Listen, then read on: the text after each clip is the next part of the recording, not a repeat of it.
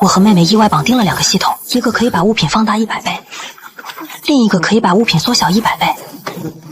妹妹笑着选走了缩小系统，我只能选择剩下的。3天后，暴雨末世突然降临，整座城市被洪水封死，所有人困在家中无法外出，食物和资源成了最致命的问题。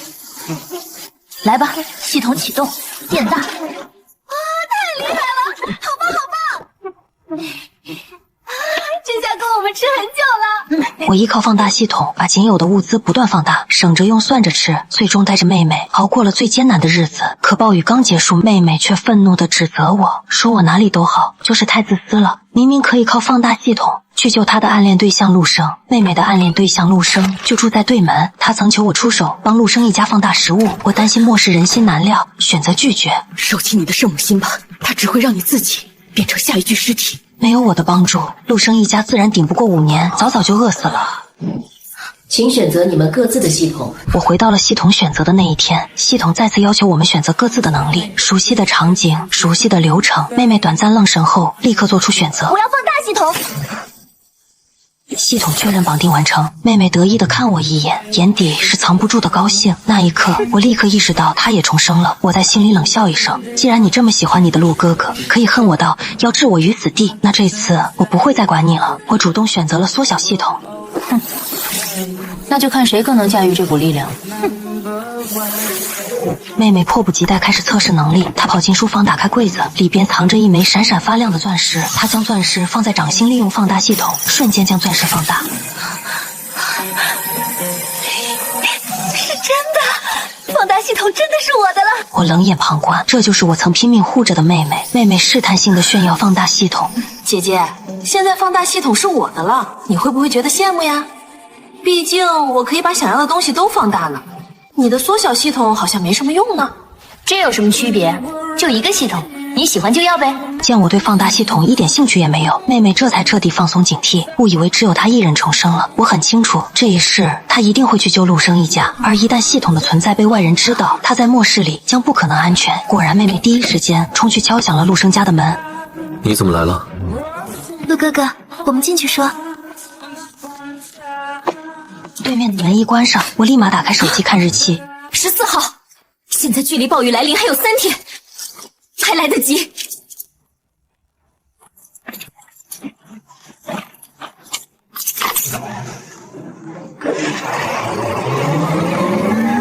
我马上开车直奔超市，把能吃、能用、能活命的东西全部扫空。泡面、面包、米面粮油、卫生纸、被褥、洗漱用品，甚至连种子都一并买齐。为了确保长期生存，我还买了一批小鸡仔。种子能种，鸡能下蛋，长期囤货必备。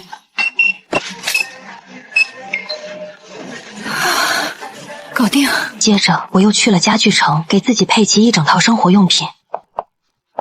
家具到位，物资备齐。我的房子在高层，暴雨再大也威胁不到。但这一世，我不打算继续以原本的方式生活。我疯狂买，直到我的银行卡里的钱全部花光。就这台，麻烦开单。好的。好在末世前的储备差不多够了。相比之下，妹妹明知道末世将至，却没有任何紧张。她笃定放大系统能解决一切，甚至开始期待自己成为救世主。她幻想在食物紧缺的情况下跳出来拯救陆生一家，然后让陆生对她生出爱意。我一直以为她只是对陆生有好感，没想到还是个彻头彻尾的恋爱脑。姐姐，你说我要是救了陆生一家，他会不会爱上我呀？不会。不可能，陆哥哥绝对会喜欢我。姐姐，你说实话，你是不是喜欢陆哥哥？你比他大2岁，别想想了，你就是嫉妒我。我没有理会妹妹的话，只低头看手机网购自己要用的东西。我已经被妹妹杀了一次，绝对不会再让这样的事情发生第2次。这次你自己死吧。姐姐，你有没有钱借我几万块呗？没有，我买了个冰箱，钱全花光了。你买冰箱干什么啊？我想换一个冰箱，不行吗？你反应怎么这么大？没有，我就是好奇而已。姐姐，我记得你房间里不是还有些吃的吗？我已经拿去送给楼下的孤寡老人了，毕竟他们生活也不容易，你不会生气吧？我没想到妹妹重生一世，不仅已经得到了她想要的放大系统，竟然还将我最后的物资转手他人，这明摆着想要把我逼死。要是我没有重生，没有系统，这一次的暴雨末世我绝对活不下去。看着妹妹笑靥如花，我又加剧了对她的几分厌恶。姐姐你最好了，我就知道你不会因为这点小事生我的气。我累了，先回屋休息了。转身我就躲进自己的房间里，开始计划给自己找一个容身之所。我还购买了风力发电的设备，就可以让我在狂风暴雨时依旧能够拥有源源不断的电。所有需要的东西我都已经准备齐全了，现在我只需要安静的等待剩下的时间。妹妹自认为有放大系统，所以根本不慌。她用自己的零花钱买了几百块的食物，偷偷锁在自己的房间里，像是生怕我会去偷她的一样。我直接放弃了这个我买下的房子，要是继续躲在这个房子里，不论我再小，都有可能会被他们找到。所以我看上了另一个地方，那便是我卧室里的另一个密室。这是我在装修房子的时候特地打出来的一个小房间，我从来都没有告诉过妹妹这个地方。这个小房间不大，就一个小厕所的宽度，但对于缩小后的我来说，却是一方安全屋。房间的开关需要通过我的手机设备，所以我丝毫不担心会被妹妹发现，就算发现了，她也打不开。除此之外，我还特地驱车到10几公里外的荒野，利用缩小系统缩小了一堆土地，这样到时候我就能够利用土地和种子种出蔬菜，自给自足了。我还缩小了好几棵树木，一并带回去。转眼之间，我订购的食物和家具通通到了。此时距离暴雨来临仅仅只剩1天，我将收货地址选在曾经居住的农村房子。那片村庄早已荒芜，没有什么人在住了。房子里堆满了家具、电器、食物，还有各种各样的小东西。我趁着四下无人，利用缩小系统将其全部缩小，装进我早已准备好的箱子里。最后我犹豫了一下，还是把我这栋小平房缩小后一块带回去了。虽然有些老旧，不过装修还是能住人的。趁着夜深人静，我又连夜开车回家，把这些东西全部装进密室里。妹妹这几天异常兴奋，认为自己已经做好了万全的准备，所以根本没有关注我的去向。密室里面早已被我安排好空气过滤系统，就算住在里面好几年，我也不用担心氧气耗尽。经过一整夜我的精心布置，密室里面全然变成了一个小小农场。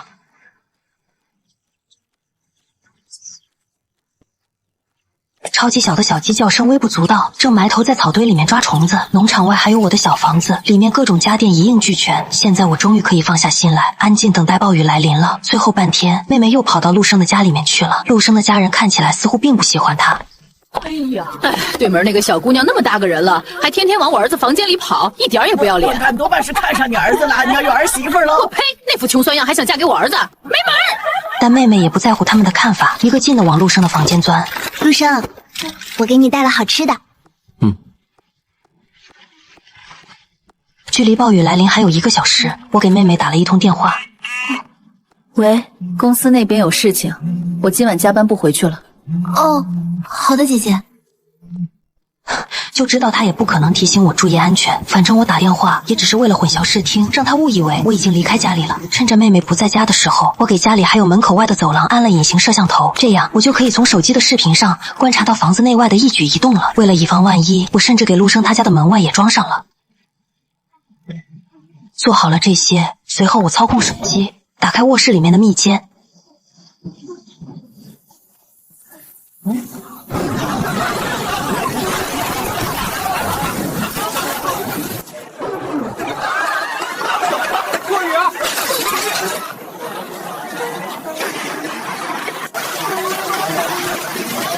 好戏开始了。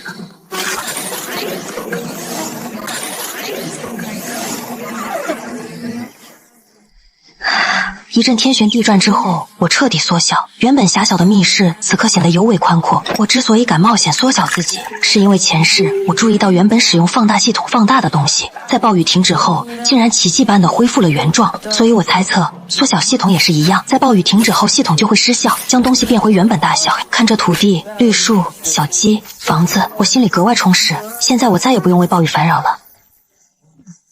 我从手机上面得知，现在暴雨已经开始下了，只不过大家都没有意识到这雨不会停。不少人在社交媒体上抱怨雨太大了，没法工作。我现在与世隔绝，唯一可以联系外界的东西就只有这台手机，还有我的电脑平板。暴雨持续第5日，城市交通全面瘫痪，请市民减少外出。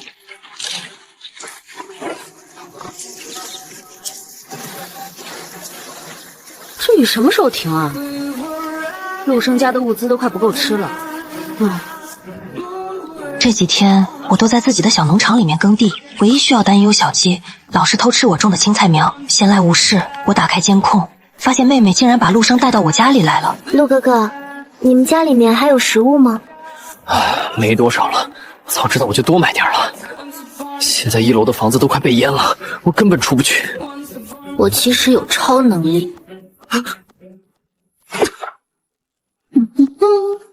怎么可能？还有这种东西？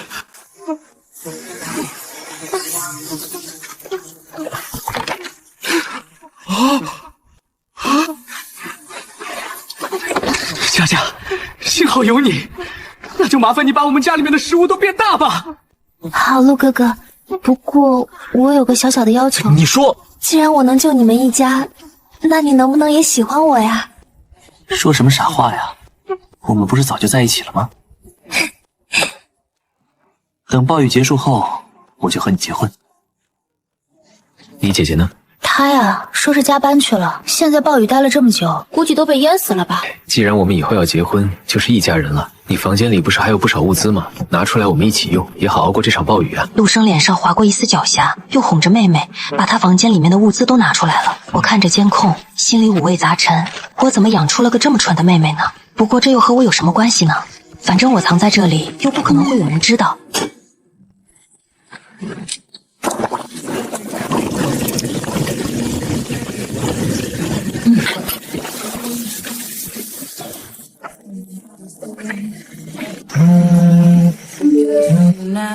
他居然还活着，还在吃火锅。他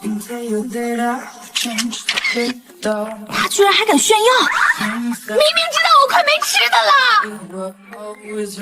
姐姐，你怎么还能吃得上火锅呀？能不能带回来给我吃？我都吃了好几天的面包了。我还在公司呢。这雨下的太大了，我回不去，你自己在家找点吃的吧。他居然敢挂我电话！我打开监控，果然发现妹妹对着手机一阵暴怒，再没有那副乖巧妹妹的模样。我就知道，装不下去了吧？装了这么多年乖乖女，真是辛苦她了。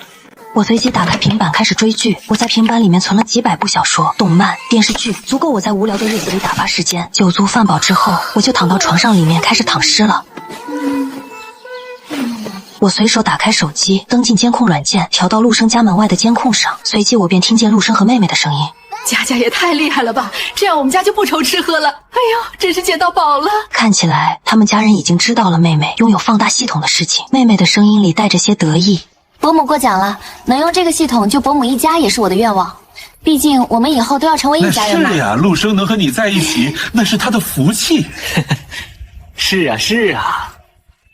我冷笑一声，关掉了监控。陆生那一大家子是什么人？我心知肚明。当年他家刚得了拆迁款，立马在村子里面抬起头，用鼻孔看人。以前的各种亲戚朋友也全被他们亲口骂散了。这样的人怎么可能会真心对待妹妹呢？还有那个陆生，明里暗里说过不少妹妹坏话，打心底就没瞧得起过妹妹。不过我也不可能插手他们。没过多久，妹妹的电话就打过来。姐姐，告诉你个好消息，我已经和陆生在一起了。哦，你打电话给我做什么？姐姐，我听你那边怎么有鸡的声音？哦，因为我在喂鸡。下着那么大的暴雨，你哪来的鸡？养的。姐姐，你到底在哪里啊？为什么你那里又能吃火锅又能养鸡？你那里都没有被暴雨影响到吗？没有。那姐姐，你快告诉我你在哪里，我带陆生他们一块过去，反正以后我们也会是一家人。你自己找呗，找到我你就来吧。妹妹哪里可能想到，我哪也没去，就待在自己的卧室里，仅仅只是一墙之隔，便是两个完全不同的天地。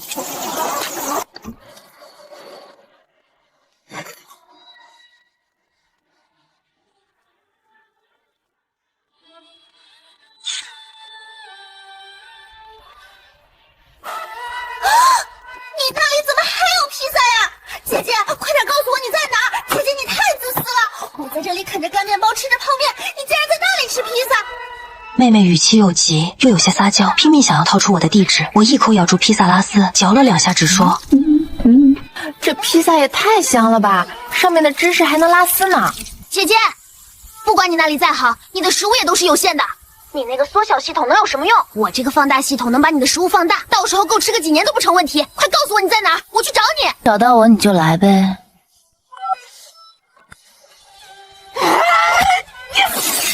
三死鬼，我一定要找到你，把你的东西全抢过来！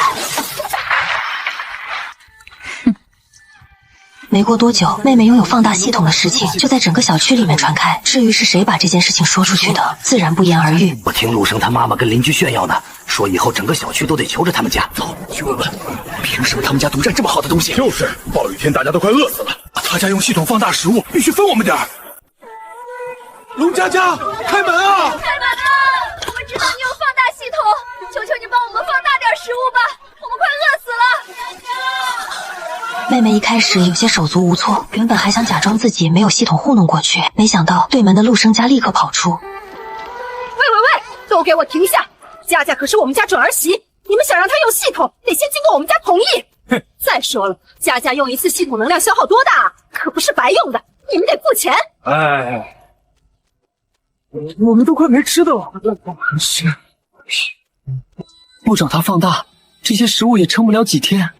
龙佳佳一开始还对陆生爸妈告诉别人他拥有系统这件事情有些生气，结果一听到这番说辞，立马乐了。付钱？对啊，这可是个好机会。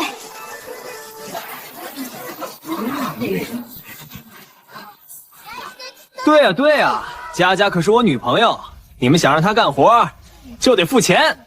就这样，陆生一家子靠着妹妹开始干起了生意。每一个拜托妹妹使用放大系统的人都必须给陆生2000块钱。2000块钱不便宜，但现在暴雨末是每个人的物资紧缺，钱也买不到食物了。这看起来是个双赢的买卖。但我从监控里面得知，上门找妹妹使用系统的人越来越多，也越来越频繁。意味着什么？这意味着他们也相信，只要妹妹有放大系统，他们就绝对饿不死。但是他们忽略了一件事情：系统可以将食物放大，但前提是你得有食物。系统对于同一个物品只能使用一次，不存在说吃一半留一半，继续使用系统放大无限繁殖食物的可能。整整3年过去，小区里面靠着妹妹的放大系统，竟没有一个人饿死，所以大家都开始放松警惕，没有节制的吃吃喝喝玩乐。没事的吃，现在找到放大就。今晚开派对，都把家里放大的食物带过来。来了，我这有放大的烤肉。而到了第3年末，危机终于出现了，全没了，连一点能放大的东西都没了。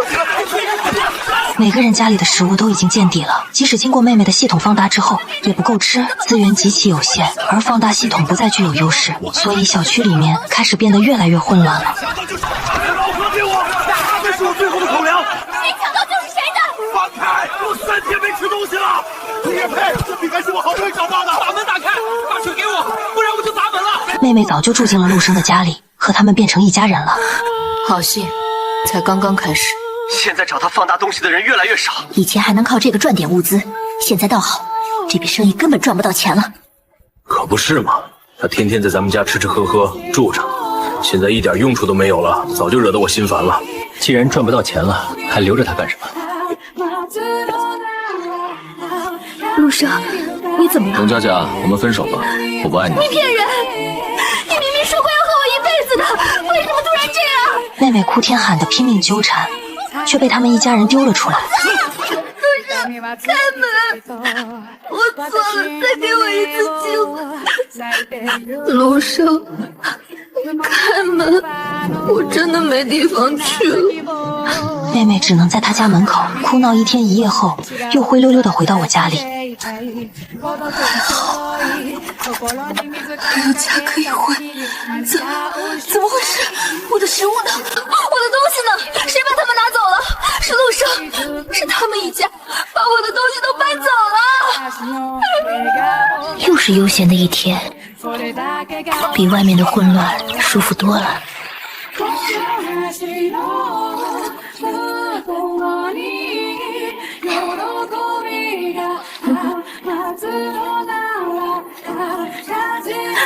3年了，姐姐会不会早就不在？还是试试吧。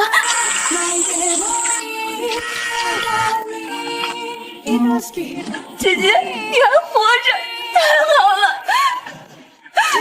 陆生他们利用我的放大系统来赚钱，现在没人找我用系统了，他们就直接把我从家里赶出来了。姐姐，你快点过来把我接过去好不好？没有吃的我真的会饿死的。不可能，以前的你明明不是这样的，你是不是也重生了？对啊，怎么了吗？你明明也是重生的，为什么不告诉我？你肯定也知道陆生他们是什么人对吧？你为什么都不告诉我？你怎么这么自私啊？我不多说，直接给他拍了个视频。视频里我的瓜果蔬菜长势良好，房子里面装修得很温馨，冰箱里满是食物和零食，完全没有被暴雨祸害过的样子。你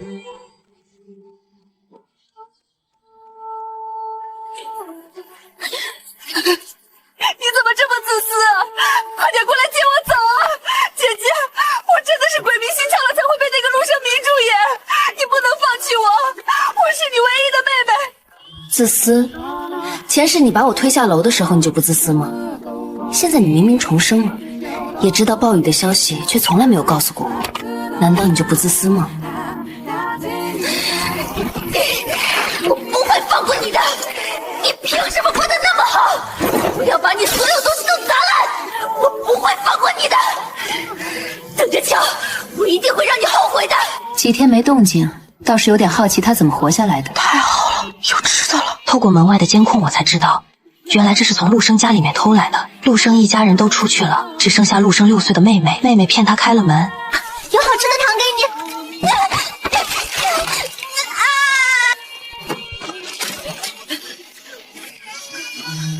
看到监控里面的这一幕，我忍不住笑出了声。好一出狗咬狗的大戏，真是精彩，差点要把我笑死了。开门，给我滚出来！偷了我们家的东西还敢躲着？所图无归，有种的东西没种开门，快把食物还回来！别喊了，别砸了，我不出去，打死也不出去。等他们走了，这些食物够我撑好久了。佳佳，你别闹小脾气了，你把食物还给我们，我们就复合好不好？之前我说的都是气话，其实我还是爱你的，我们还约定好了要结婚呢，你忘记了吗？佳佳，我真的知道错了，以后什么都听你的，别生我气了，好不好？妹妹一开始还在犹豫，可没想到整整2天，陆生都在对她说着各种道歉的话，还保证以后绝对不会再这么鲁莽了。他都哄了我2天了，好像是真的。佳佳，我爱你。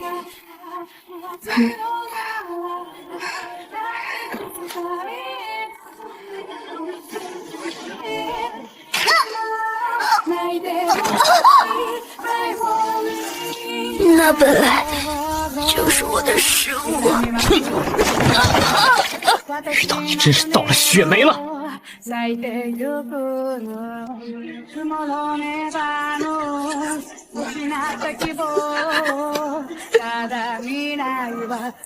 我死在这里了吗？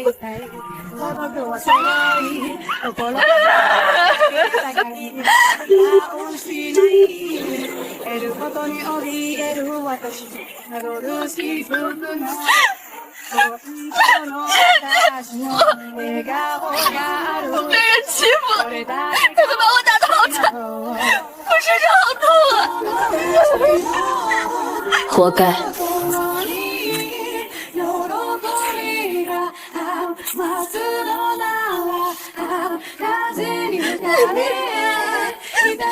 时间一天又一天的过去，妹妹躺在家门口，身形愈发消瘦。期间有不少人路过妹妹，强迫她使用放大系统放大食物。听说你有放大东西的本事，把这饼干放大。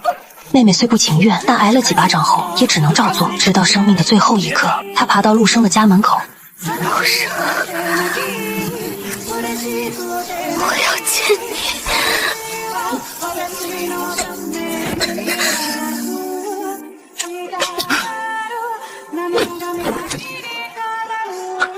晦气！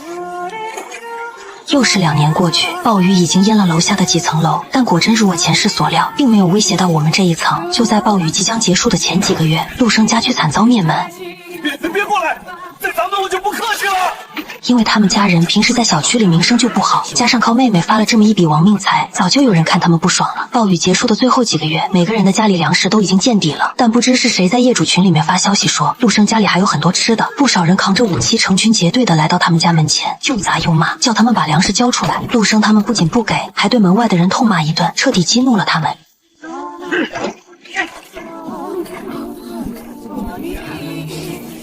早知道就不抢那个女人的东西了，为什么会这样？门破了！冲进去！别抢，那是我们的粮食！你们这群强盗，滚开！不要打死了！我的粮食，完了，一切都完了！我饿死了！平时作威作福，现在还不是成了丧家之犬？粮食没了，我们的粮食全没了！完了，全完了！一家人坐在地上嚎啕大哭，没有了食物，最后的几个月，他们根本撑不下去。好冷。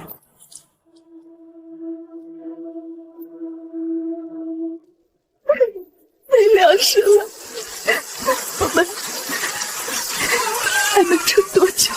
没有了食物，最后的几个月，他们根本撑不下去。小区里面一片狼藉，横尸遍野。洪水困住的是脚步，耗尽的是人心。末世里，活着本就是一场酷刑。而我在我的小农场里面吃吃喝喝，我撑到了最后一刻。手机上传来暴雨结束的消息。雨停了。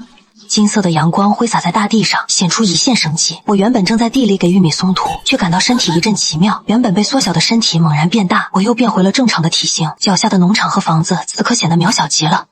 变回来了。只有我恢复了，其他东西还是原来的大小。难道是放大和缩小系统的差别？也是，系统这种东西本来就充满了奇妙，哪能完全猜透？雨停了，洪水退了，一切都过去了。